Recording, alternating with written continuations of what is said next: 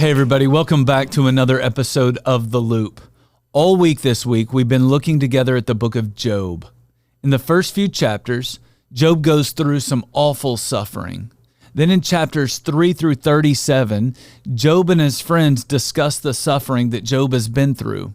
They process it all together, trying to make sense out of a terrible situation. In chapter 38, Job goes from discussing this issue with his friends to talking about it with God. In chapter 38, verse 3, God says, "Brace yourself like a man. I will question you, Job, and you will answer me." God said to Job, "Where were you when I laid the foundations of the earth? Who marked off the dimensions of your little planet and stretched a measuring line across it? Were you there helping me when I made the sea and the clouds and put the stars in all of their places?"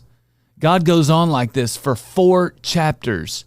I imagine Job felt so stupid for questioning God. And that's what I want you to think about today. When life doesn't go the way you want it to go, it's easy to question God because you know He's not going to answer you back like He did Job. If you thought He would really answer you back, I imagine your tone would soften and your questions would sound a little different. And so would mine. And yet, I hear this really strange thing in the Christian community when it comes to people who are suffering. People say things like, "Oh, don't worry about it. It's okay to be mad at God. He knows you're mad. He can handle it."